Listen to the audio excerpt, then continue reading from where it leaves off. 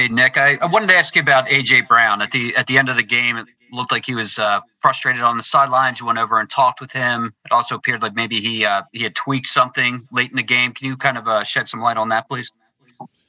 Yeah, he was going through a little something with his body that that was hurting him. We feel like he'll be ready to go this week, but he was hurting in that game, and so that's why he wasn't in the game. As far as what the first part of that question is, yeah, of course he's always going to want the ball. Go ahead. No, I'm sorry. Of, Yeah, just of about the frustration in your Yeah, conversation with him. of course he's going to always want the ball. He's a really good player, and no one, not really anybody in the pass game really got a lot of targets or a lot of opportunities, and because we were running the ball so well. But that's what you want from your receivers, to want to have the football. There's part of the reason why receivers are good is because they want and crave the football. They want the ball to change the game. But make no mistake about it. He was thrilled that we won the football game. Always wants to be involved, obviously, in the plan. He blocked his butt off. You could see, you see how excited he was when he had that spring. He sprang that block for Devontae's touchdown. So but obviously he's obviously really excited and celebrating in the locker room with all of us after the win. We'll go to Dave and then Zach. Hey, Nick, with Jalen Hurts going into this game, 24 years old, an NFC Championship game, that will be a lot for most young players, but it doesn't seem that way for him. Where's your confidence level in his ability and his poise in this moment? Yeah, no man suddenly becomes different than his cherished thoughts and habits, and that's something that's a line Frank Reich used to always say to me. That Jalen, just because the moment's big doesn't mean, what he means by that is, just because the moment's big doesn't mean he's going to all of a sudden change who he's been for the past 3 years that he's been in Philadelphia, right? He's going to have that same demeanor. You just don't all of a sudden change, right?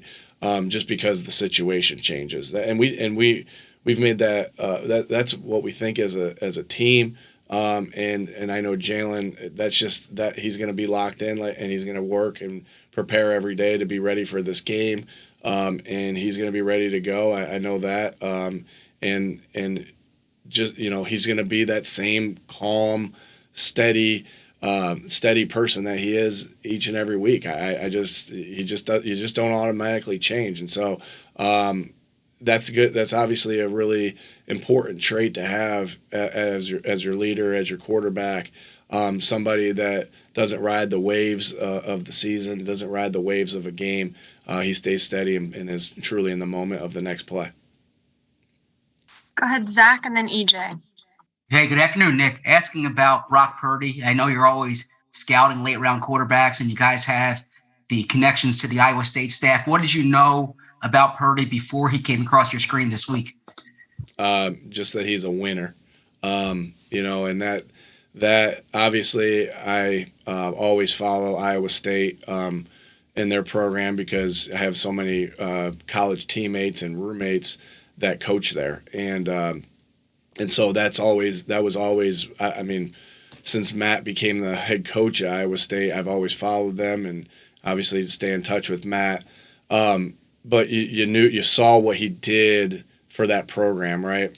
Matt's obviously a great head coach, but he got a great quarterback in Brock Purdy, and you saw what he did for that program, and all the things he did for I checked the score. Purdy had an awesome game, and they won again, and that's what I noticed, with him, that he's a winner, and then obviously, when you're close with other coaches like that and you have conversations back and forth, this is going back to when Brock was at Iowa State, like, hey, what are you guys doing? We watched this on tape right here. This looked good, this and that. And so, and the common theme always from them is, hey, we got a quarterback that can lead the way and find the right place to go with the football consistently, who's just a playmaker. And so that's what I knew about him going into, last year's draft process. Obviously, I followed him a lot just because of my relationship with the coaches there. Go ahead, EJ, and then Chris. Hey, Nick. A couple weeks ago, you mentioned that Jalen was really sore after the regular season finale. I guess, how did he come out of this weekend's game, compared to that? Yeah, we feel like he's continuing to get better. I'll let him answer, how he feels, but we felt like he came out good, and then he can answer how sore he is after this game. But played a good game. We got through healthy, not only Jalen but the rest of the team, and so we're excited, obviously, about the health of our football team right now. Go ahead, Chris, and then John McMullen. Afternoon, Nick. What's the likelihood that we'll see Avonte Maddox out there on practice during this week? And then secondly, real quick, how do you feel about the secondary's play, especially when it comes to C.J. Gardner-Johnson, Reed Blankenship, and Marcus Epson, and how they played against the Giants? Yeah. First part of the question, we'll see. We're hopeful. But, he's still got to get out there and run on the field and do drills. So it's not something that we know quite yet, right? Because there's some unknown of some of the football movements that he has to go out there and do. So we'll see. We'll have more for you this week on that. Bob, you said I got more media obligations this week. I got more media obligations this week, so I'm going to be able to answer more questions. The second part, Chris, you asked, how did I feel like the secondary played? I felt like they played really well. And I think we've just been getting consistent play out of that entire group. Obviously, a credit to Coach Gannon, Coach Denard Wilson's a great, and DK, really good DB coaches. I really think Coach Wilson, I got a second to brag on Gannon after the game, and now let me brag on Coach Denard. He's just a great leader of men, and he's able to bring a group together. I look at Coach Denard like a really good offensive line coach, where you got to bring them all together. They all got to play as one, and that's a really important position to make sure you're doing this. And Denard's really good at that. And the guys and obviously we have really good players there with James and Slay and Reed and Marcus and CJ. And Avonte and the depth Kayvon's play have given really meaningful reps this year, right? And so we've got a good depth there too. So a tribute to Howie of bringing all these guys in. But I thought they played an outstanding game. Just being around the ball and denying the football. And then making the tackles necessary. I thought we played physical. And I think Chauncey's done a really nice job of stepping in the nickel position. That's so important. Like we have these guys that can play multiple spots, right? And that really has helped us as we've gotten dinged a little bit, with Avonte, of being able to move Chauncey in there. And you have Josiah Scott that we trust as well, that's contributed on special teams and given us some meaningful reps as well. And so you can't say enough about the coaching that they've gotten from Denard and DK. And then again, just Slay's the leader back there. Of just bringing the guys together as well.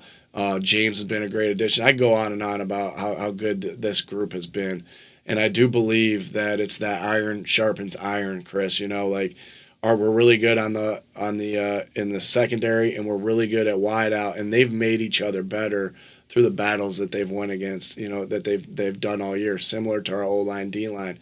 You look at training camp. You take yourself back to training camp and the battles that Lane and Hassan had in training camp, right? And how much better they made each other. And so it's just, when you have that competition and the depth and the players that we have, that's a great thing when they're making each other better mentally and physically.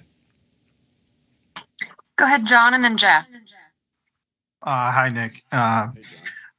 Curious as an offensive coach, how much you paid attention to Kyle over the years. Obviously, he's got a reputation in this league when it comes to scheming and play calling. Curious how much you pay attention to other guys who are in that position, and him specifically. Sure, you always are studying, good coaches, whether that is, what makes them go as far as, mentally, or, as far as their scheme, or as just a coach, the relationships, all the other stuff about coaching. And obviously with him, he's always been been a guy that has a great reputation in the NFL, and he is a great offensive coordinator, great offensive mind. And so, of course, you watch a lot of their tape. I remember watching, obviously I have close ties with Pierre Garçon. And when Pierre played for him, I remember watching all his catches, being a Mount Union guy. And maybe that was one of my first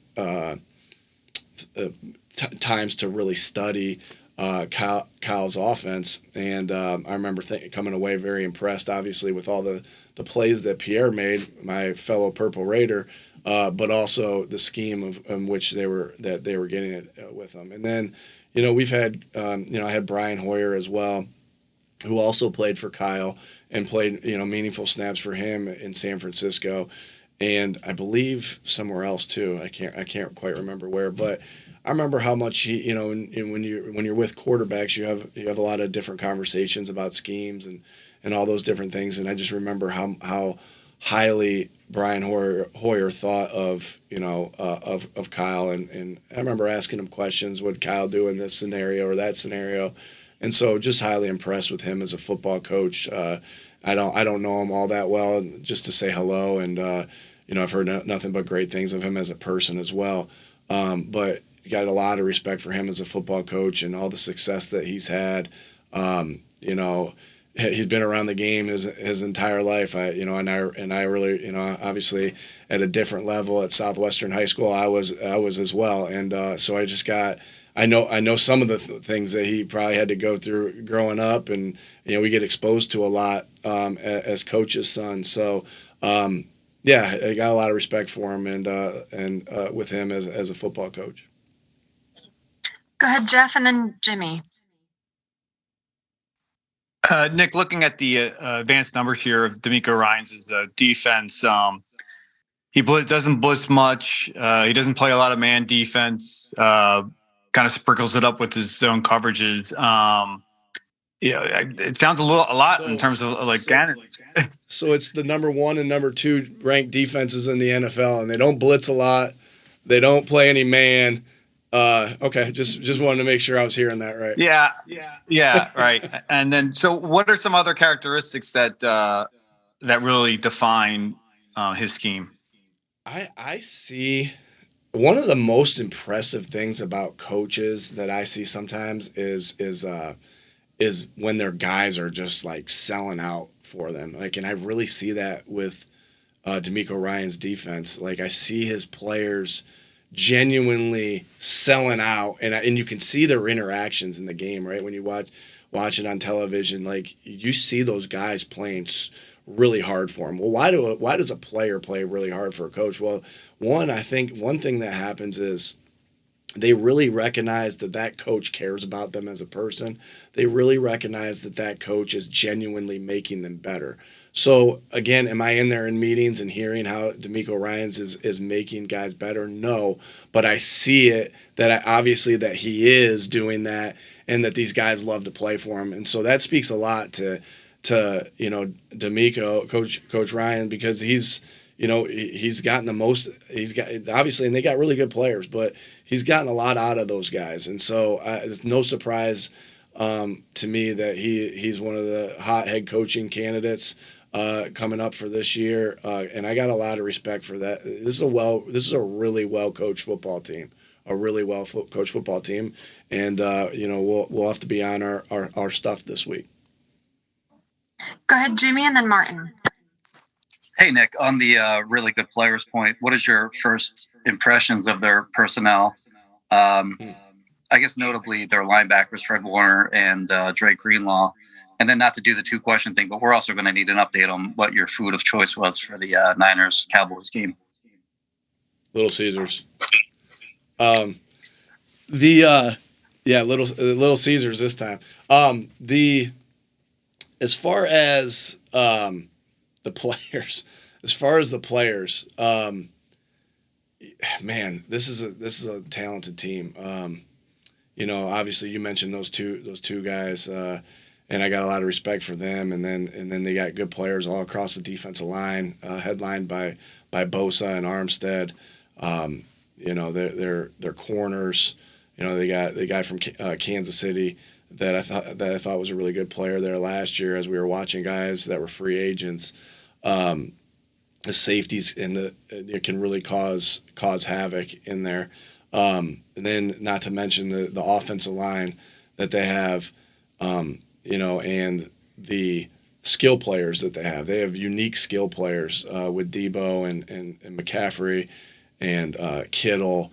I really liked Brandon Ayuk coming out of Arizona State. I remember thinking very highly of him. And you can tell Kyle does a good job of really coaching the details to the wide receivers. You see him running good routes, really detailed routes. So, again, just going back to their coaches and how good they are. But, a lot of good playmakers on this football team, right? A lot of good playmakers on this football team offensively and defensively. And it's no surprise that they've won all these games in a row. They got good coaches. They got good players.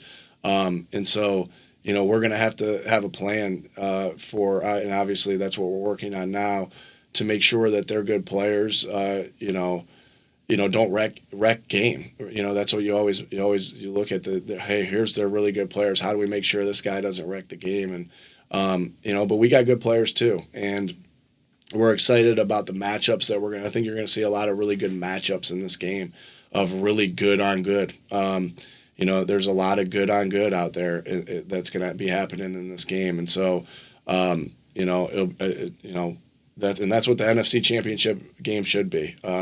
It's going to be good on good, and it's going to be tight. And so, again, we got to put our guys in the best spots to be able to make plays and make sure we're containing some of those guys I just mentioned. Go ahead, Martin, then Rube. Hey, Nick.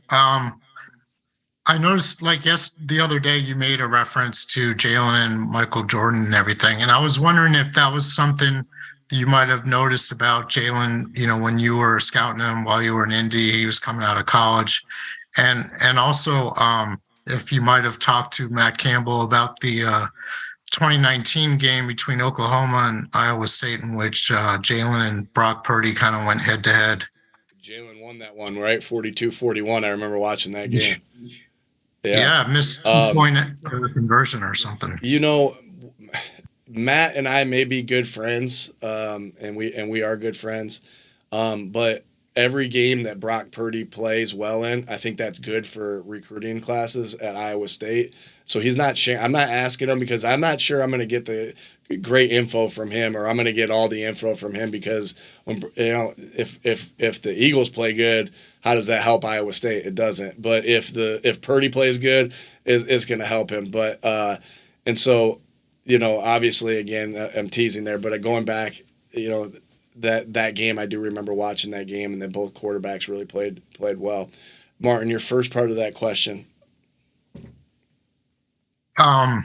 It was mostly about your Michael Jordan reference the other day. If that was something you noticed in Jalen when you were looking at him coming out of college, and when he finally became that. Yeah, when you compare something like that, you're thinking about, right? I mean, Michael Jordan's the best basketball player of all time, and I get arguments back and forth with our players. I think. In my opinion, right? Because my height of watching I'm not trying to start a debate here or anything like that, but in my opinion, my height of watching basketball and who I always wanted to be as a kid growing up was Michael Jordan. And so, I don't think I'm going to get many arguments that he's the best basketball player of all time. But the things that, Michael Jordan, you were able to see a lot of things about him in that the Last Dance thing, about his competitiveness and about his just desire and will to win. And so when you make that comparison, you think, again, when you guys ask me about Jalen, the first thing as good as he's played this year, right, as well as he's run the football, as well as he's thrown the football, reading defenses, accurate throws, as well as he's done all that what you notice first about him is his will to win, his competitive drive. And so that comparison is kind of in that aspect of it. Was I around Michael Jordan? No, but I was able to watch from afar when I was a kid. But then also you're able to watch these documentaries and you see that common denominator of those things. The first thing you asked me about Jalen, I always talk about is all those things, all the intangibles that he has.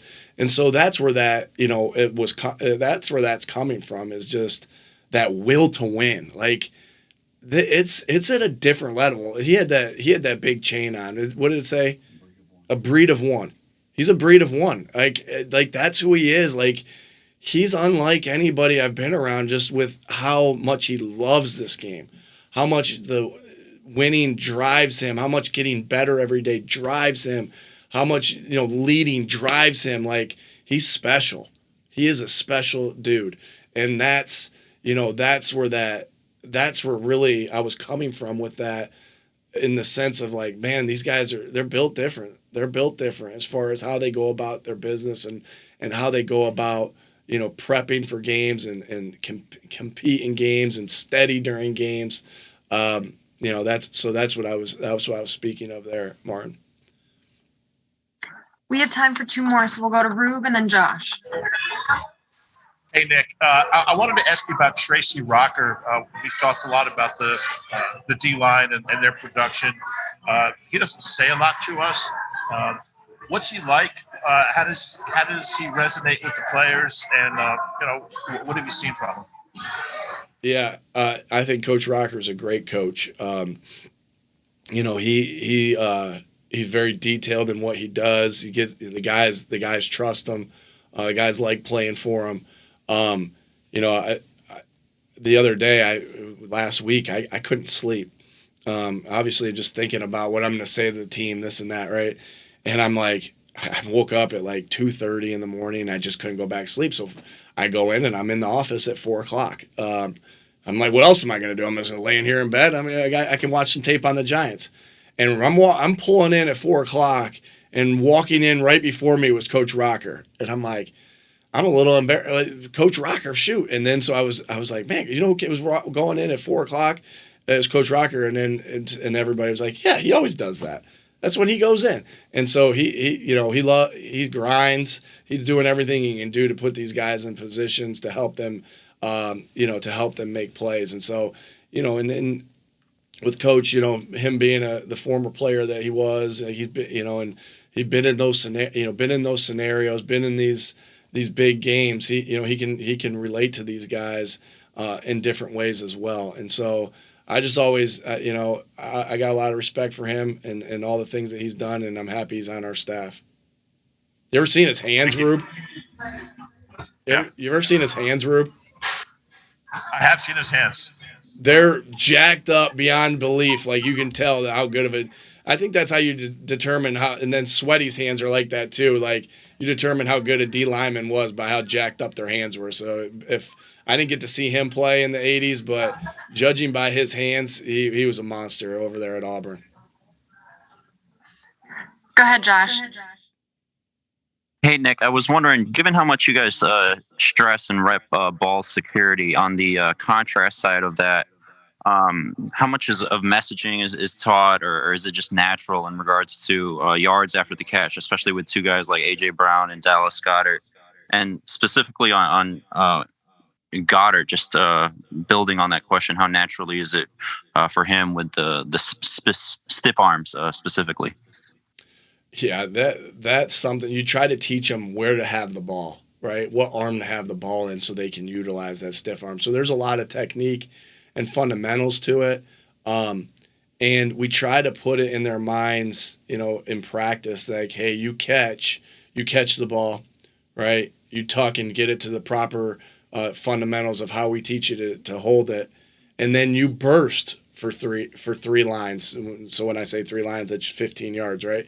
You burst for 3 lines to get in that habit of finishing every play. And that's something, actually, I tell you, I like to watch documentaries of all type. And there was a Larry Fitzgerald documentary, A Football Life, I think.